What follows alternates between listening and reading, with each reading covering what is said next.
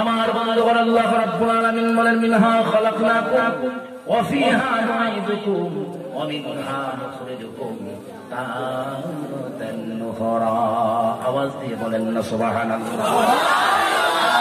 আমি তোমাদেরকে মাটি থেকে সৃষ্টি করেছি, ওই মাটির মধ্যে আমি আল্লাহ তোমাদেরকে ফিরিয়ে নিয়ে যাব। ওই মাটি থেকে আমি আল্লাহ তোমাদেরকে আবার উঠায়া হাসরের ময়দানের দিকে নিয়ে গিয়ে একত্রিত করব। বলেন ঠিক কি না? এবার বলেন বলে কি মাটি দিয়ে আল্লাহ সৃষ্টি করে দুনিয়ায় ছেড়ে দিলেন, এই জমিনে সারা জীবন থাকবো, মরা লাগবে না। কয়জন ব্যক্তি গ্যারান্টিটা দিতে পারেন? একটু হাত তুলে দেখান তো, জীবনে মরা লাগবে না। গ্যারান্টি আছে না? কোন গ্যারান্টি নেই। মরা লাগবে না, মরা লাগবে মরা লাগবে না, মরা লাগবে। হাত তোলেন, কার কার মরা লাগবে না? হাত তোলেন।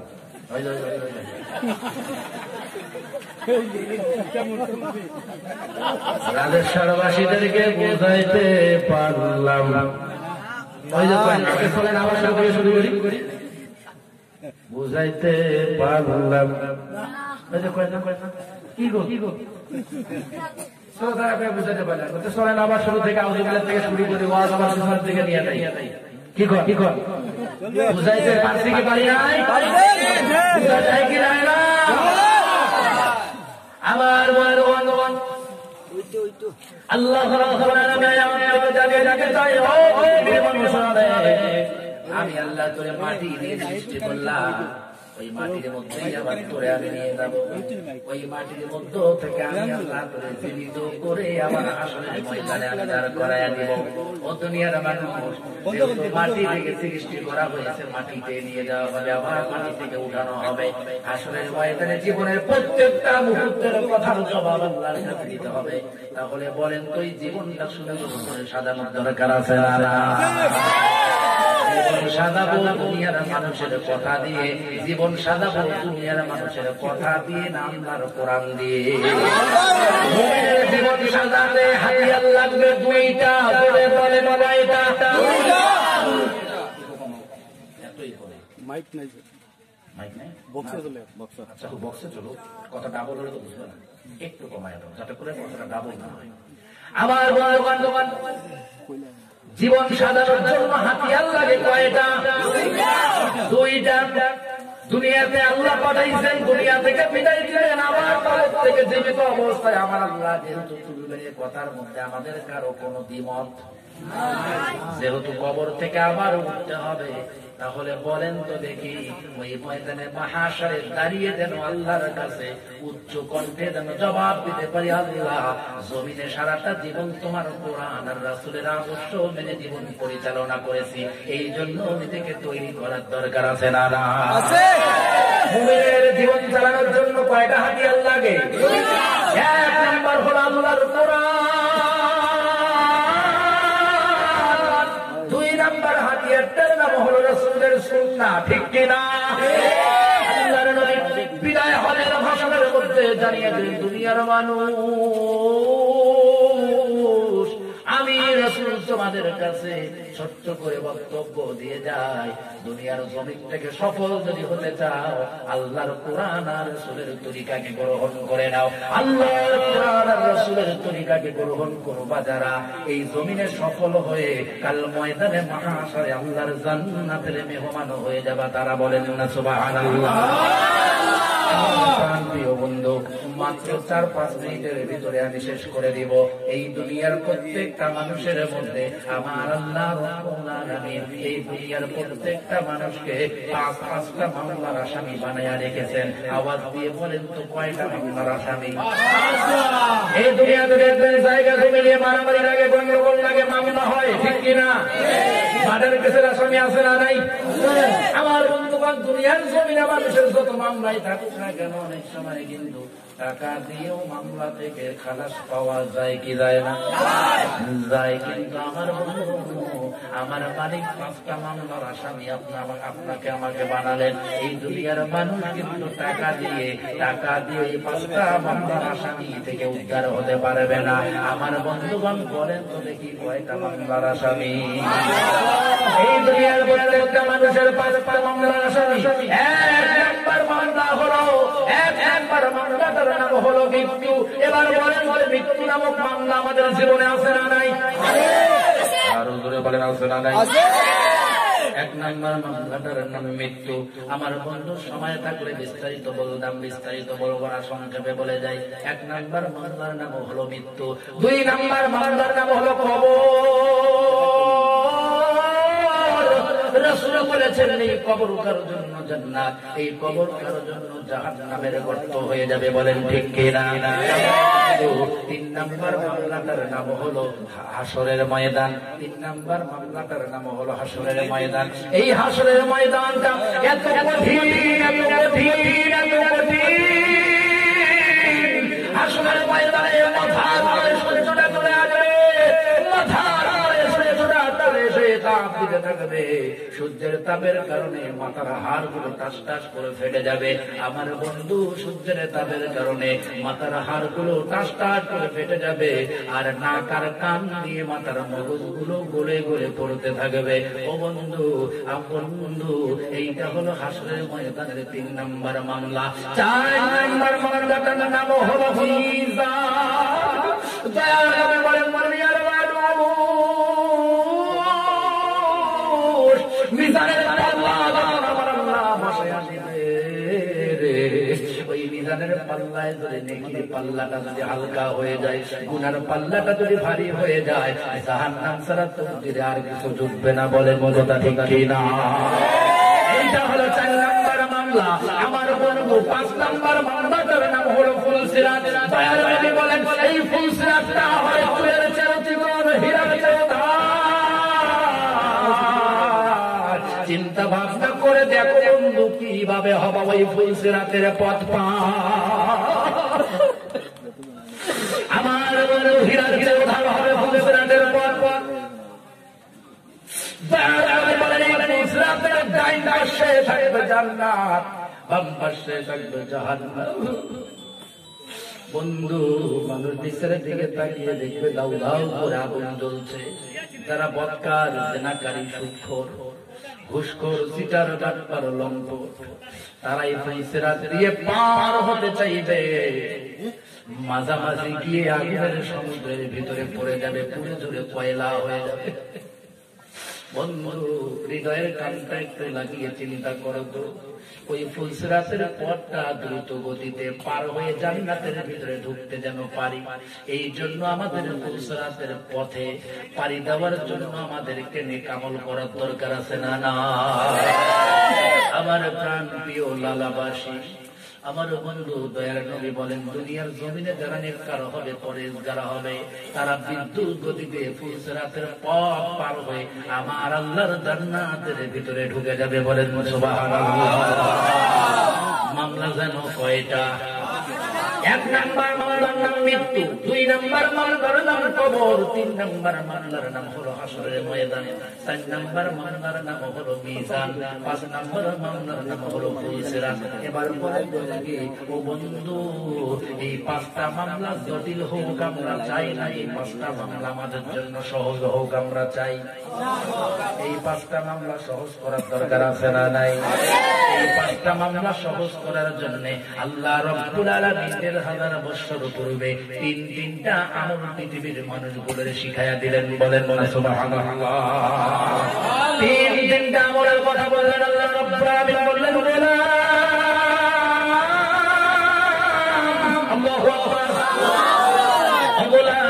তিনটা আমল কর, এই তিনটা আমল করলে আমি আল্লাহ রাব্বুল আলামিন তোর জন্য মৃত্যুটা সহজ করে দিব, তোর জন্য কবরটা জান্নাত বানায় দিব, তোর জন্য হাসরের ময়দানটা আমি আল্লাহ জান্নাতের বাগান বানিয়ে দিব, তোর জন্য আমি মিজানের পাল্লার হিসাব নিকাশ সহজ করে দিব, তোর জন্য ফুলসিরাতের পথটা আমি আল্লাহর বিদ্যুৎ গতিতে পার হওয়ার ব্যবস্থা করে দিব। বলেন সুবহানাল্লাহ। কাজ যেন কয়টা? সবাই বলেন কয়টা? আরো জোরে হলো না? একসাথে তিনটা আমল আল্লাহ রাব্বুল আলামিন বললেন ইয়া আইয়ুহাল্লাযীনা আমানু রুকউ ওয়াসজুদু ওয়া'বুদু রাব্বাকুম ওয়াফআলুল খায়রা লা'আল্লাকুম তুফলিহুন।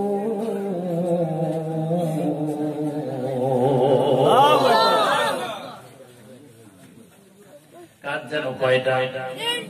এই তিনটা কাজ করলে জীবন সফল হবে, জান্নাতে মেহমান হয়ে যাওয়া যাবে। এক নাম্বার কাজটার নাম হলো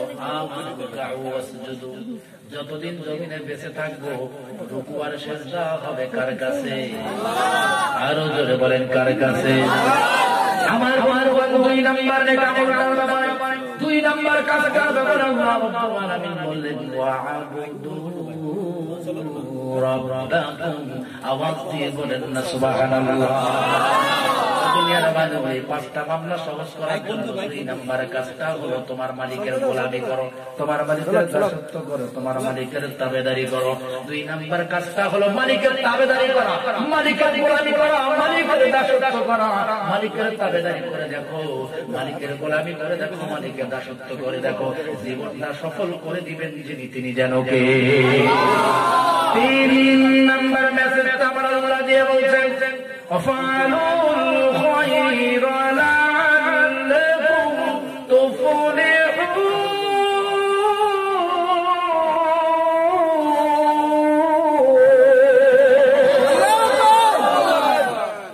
তিন নম্বর মেসেজটা দেখি আমার আল্লাহ বললেন গোলাম রে, সারা জীবন তো অন্যায় করলি, সারা জীবন তো গুনাহ করলি, সারা জীবন তো বদামল করলি, সারা জীবন তো অন্যের রোগের আইন খেললি, সারা জীবন তো হিংসা বিদ্বেষ দিয়ে জীবনটা কাটিয়ে দিলি, সারা জীবন তো দিলের ভিতরে অহংকারের বসবাস করাইলি। ও গোলাম, এখন সমস্ত অহংকারী বাদ দিয়ে, হিংসা বিদ্বেষ তাড়িয়ে দিয়ে, সমস্ত অন্যায় অবিচার বাদ দিয়ে, সমস্ত বদামল বাদ দিয়ে ওয়াফালুল খায়র, নেক আমল করা শুরু করে দিয়ে আমি আল্লাহর দুনিয়ায় আখিরাতটা সফল করে দিয়ে তোরে জান্নাতি বানায় দিব। বলে বলে সুবহানাল্লাহ।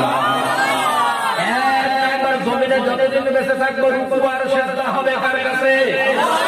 দুই নাম্বার জমিনে যতদিন বেঁচে থাকবো একমাত্র গোলামি হবে কার? তিন নাম্বার জমিনে যতদিন বেঁচে থাকবো শুধুমাত্র নেক আমল হবে কার জন্য? আমরা বললাম গোলাম রে, আমরা বললাম মালিক রে, তোমার গোলামেরা যদি এই তিনটা কাজ করে তাহলে কি হবে? আল্লাহ বললেন লাআল্লাকুম তুফলিহুন। এই তিনটা কাজ করলে দুনিয়া এবং আখিরাত সফল হয়ে যাবে। বলেন না সুবহানাল্লাহ। সূরাটার নাম হলো সূরাতুল হজ, আয়াতটার নাম্বার হলো ৭৭, কাজ হলো তিনটা। জোরে বলেন কয়টা? এক নাম্বার সারা জীবন আল্লাহর কাছে সিজদা দিব, দৈনিক কয়েক সালাতে 5 ওয়াক্ত সালাতের উপর সিজদা হবে কার কাছে? সারা জীবন গোলামি হবে কার? সারা জীবন নেক আমল করব কার জন্য? এই তিনটা কাজ করে আল্লাহ তুমি আমাদেরকে জান্নাতে মেহমান হওয়ার তৌফিক দান করো। চিল্লায়ে বলেন না আমিন। আরো জোরে বলেন আল্লাহুম্মা আমিন। তাহলে মুমিনের জীবনের মামলা কয়টা? কয়টা মামলা? এক নম্বর মৃত্যু, দুই নম্বর কবর, তিন নম্বর হাসর, চার নম্বর মিজান, 5 নম্বর ফুলসিরাত।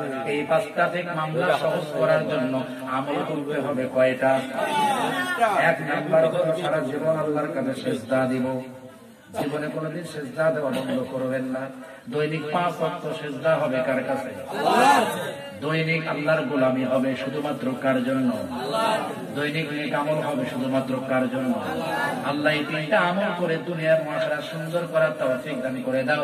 আল্লাহ এই মাহফিলের ওসিলায় আমাদের জীবনটাকে সুন্দর তৌফিক দান করে দাও। বলেন না আমিন।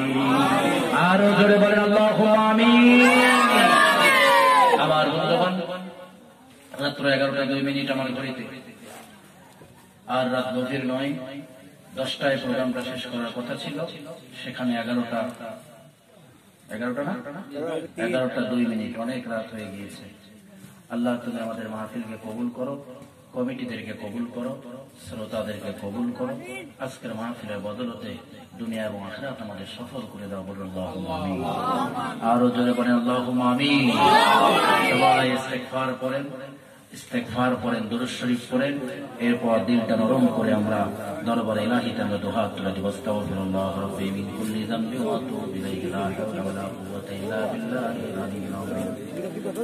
আস্তাগফিরুল্লাহ রাব্বি মিন কুল্লি যামবি ওয়া আতুবু ইলাইহি ওয়া লা কুওয়াতা ইল্লা বিল্লাহিল আলিয়্যিল আযীম। اللهم صل على محمد وعلى آل محمد كما صليت على إبراهيم وعلى آل إبراهيم إنك حميد مجيد اللهم بارك على محمد وعلى آل محمد كما باركت على إبراهيم وعلى آل إبراهيم إنك حميد مجيد আমার মতো বাবারা আমার মতো বাবারা মাহারা অনেক সন্তানরা এখানে থাকতে পারে না। আমার বন্ধুগণ, বাবার কথা মনে হলে, মায়ের কথা মনে হলে এখনো অনেকের কলিজাটা ফেটে কান্না আসে।